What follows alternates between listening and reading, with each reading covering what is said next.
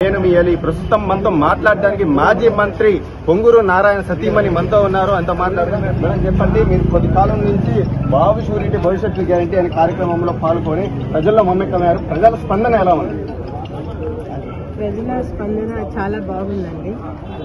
ప్రతి ఒక్కళ్ళు ఎప్పుడెప్పుడు మళ్ళీ మనకి తెలుగుదేశం ప్రభుత్వం వస్తుంది, ఒక సుస్థిరమైన పరిపాలన వస్తుంది అని చెప్పి ఎదురు చూడటం జరుగుతోంది.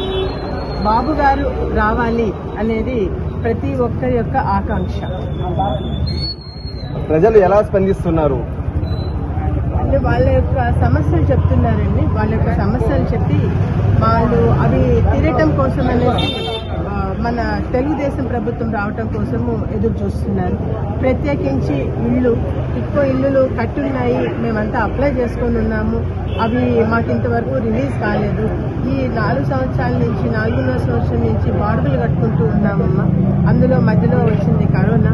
ఈ కరోనా టైంలో ఈ ఉన్నది సంపాదన తగ్గిపోయింది, ప్లస్ మనకి బాడుగులు ఇదైపోయింది.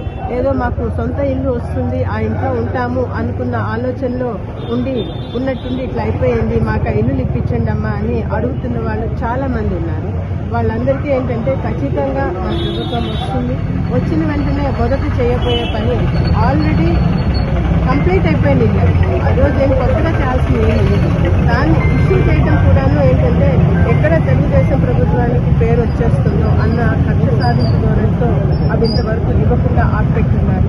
రేపు ప్రభుత్వం వచ్చిన వెంటనే మొదట ఆ ఇల్లు ప్రతి ఒక్కరికి ఇవ్వటం జరుగుతుంది అని చెప్పేసి ఒక అష్యూరెన్స్ ఇచ్చి ముందుకు సాగటం జరుగుతుంది. అదే కొద్ది రోజుల కిందట మీ డ్రగ్స్ అధికారులు మీ ఇంట్లో సోదా ఎలా ఏం జరుగుతుంది? వాళ్ళు ఏదో సోదానికి వచ్చారు. వస్తే ఏముందండి, మనం వెరిఫై చేసుకోమని చెప్పాము. వచ్చి అంతా సెర్చ్ చేసుకొని వెళ్ళారు. ఏమీ లేదు అని చెప్పేసి వాళ్ళు రాసిచ్చేయారు. గతంలో ఇటువంటి ఎప్పుడైనా జరిగాయా? ఇప్పుడు జరగడం వల్ల మీరు ఎలా స్పందిస్తున్నారు? వాళ్ళు వచ్చి సోదాలు చేసుకొని వెళ్ళారు. సోదాలు చేసుకొని వెళ్ళడానికి మాత్రాన మనం భయపడేది ఏముంది? వాళ్ళు వచ్చారు, నేనే ఉన్నాను ఆ రోజు ఇంట్లో ఉన్నాను. అలాగే సెర్చ్ చేసుకోమని చెప్పాము. మొత్తం అంతా వెతికారు, చూశారు. ఏదన్నా బీరువా తాళాలు లేకపోతే అది అంటే అడిగితే లేదు మా దగ్గర, మీరు కావాలంటే ఓపెన్ చేసుకోండి అని చెప్పాము.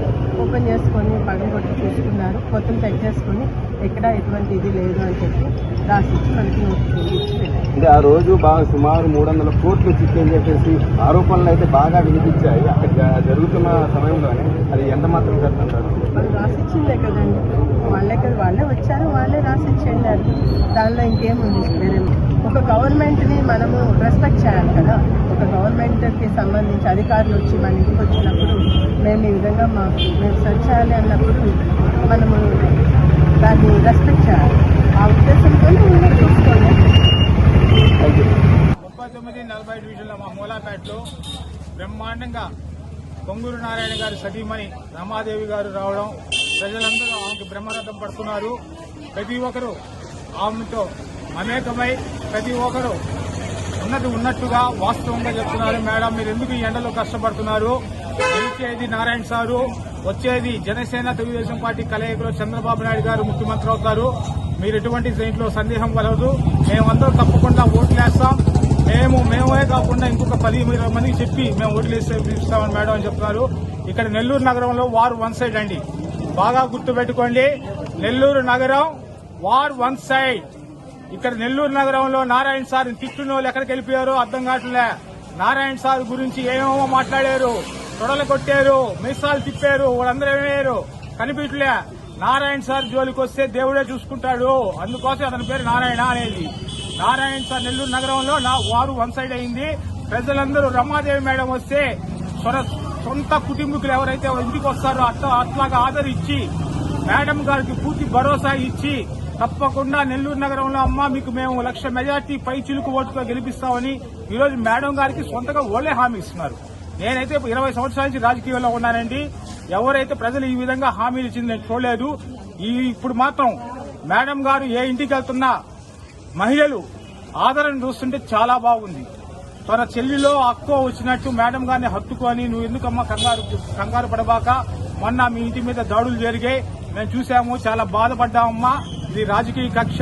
మీరేం దిగులు చెందబాకండి, తప్పకుండా మీ వారిని గెలిపిస్తాము. మీరు ఎందుకమ్మా ఎండలో తిరుగుతారు, మేము ప్రశాంతంగా ఇంట్లో ఉండండి, మేము గెలిపిస్తా ఉంటారు. మళ్ళీ ఇంకొకసారి చెప్తున్నా, అనిల్ కుమార్ యాదవ్ లేడు, ఇంకొకరు లేరు. వారు వన్ సైడ్. తప్పకుండా ప్రజలు కూడా అందరూ కలిసి నారాయణ సార్కి ఓట్లేసి మంచి మెజార్టీ ఇవ్వాలని కోరుతున్నాం. అంటే మైనార్టీలకు సీట్ ఇచ్చారు కదా, మైనార్టీ ఓట్లు ఏమైనా సీలే అవకాశాలు ఏమైనా ఉన్నాయా? చెప్తానండి, అది కూడా చెప్తా. మైనార్టీ సీట్ ఇచ్చారు మాకు. మేము ఒక తెలుగుదేశం పార్టీగా మేము మైనార్టీస్ అందరూ మా వైపు ఉన్నారు. మైనార్టీస్కి ఏమి ఇచ్చాడండి జగన్మోహన్ రెడ్డి? దుల్హన్ పథకం ఇచ్చాడా, రంజాన్ తోఫా ఇచ్చాడా, ఏమి ఇలా చంద్రబాబు నాయుడు గారి పీరియడ్ లో మేము ఇచ్చాం. మైనార్టీలు ఎవరు పక్కన్నారు? మా సైడ్ ఉన్నారు మైనార్టీలు అందరూ కలిసి. ఇంకెందుకు వేస్తారండి? మైనార్టీ అభ్యర్థిని నిలబెట్టినా మైనార్టీస్ నమ్మరండి. మైనార్టీస్ నమ్మే కాలం పోయింది. మైనార్టీస్ అందరూ తెలుగుదేశం వైపు చూస్తున్నారు, నారాయణ సార్కు ఓటేస్తారు. ఇక్కడే కాదండి, రాష్ట్రం మొత్తం రంజాన్ తోఫా ఇలా, దుల్హన్ పథకం ఇలా అన్ని తీసేశాడు. విదేశీ విద్య అది వీలేదు. ప్రజలందరూ గమనించి మైనార్టీస్ లో కూడా చాలా మార్పు వచ్చింది. రేపు రానున్న కాలంలో చంద్రబాబు నాయుడుకి మైనార్టీస్ కూడా పూర్తి మద్దతు తెలుపుతున్నారు. మేడం మీరు చెప్పండి మేడం. అందరికీ నమస్కారం. నా పేరు విజయలక్ష్మి. మాజీ మంత్రివర్యులు పొంగూరు నారాయణ గారు సతీమణి శ్రీ రమాదేవి గారితో ప్రచారంలో పాల్గొనడం జరిగింది. జనసేన టీడీపీ కలిసి ప్రచారం చేయడం జరుగుతుంది. అభివృద్ధి అంటే నారాయణనే. అభివృద్ధి మీరు లాస్ట్ గత 5 years చూశారు కదా.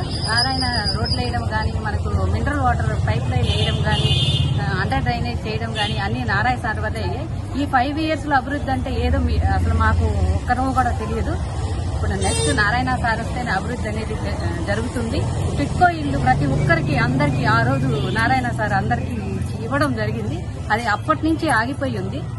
ఇప్పుడు నారాయణ సార్ వస్తేనే మనకి అది అందరికీ ఇవ్వడం జరుగుతుంది. మనం ఓట్లు చూసుకుంటే ప్రతి వార్డులో దొంగ ఓట్లు ఎన్ని ఉన్నాయో మనకు తెలిసింది. మేము నిన్న ప్రచారంలో 40వ వార్డుకి వెళ్ళాము. అక్కడ 7,000 ఓట్లు ఉంటే దాంట్లో 3,000 దొంగ ఓట్లు ఉన్నాయి. ఈ దొంగ ఓట్ల నిర్మూలన కార్యక్రమం జరిగింది. ప్రతి ఏరియాలో దొంగ ఓట్లు ఏరేయడం జరిగింది. అందువల్ల మనం గ్యారంటీగా ఈసారి నారాయణ సార్ని గెలిపించాలి. అభివృద్ధి అంటే నారాయణ సారే. మనం అందరం సపోర్ట్ చేయాలి.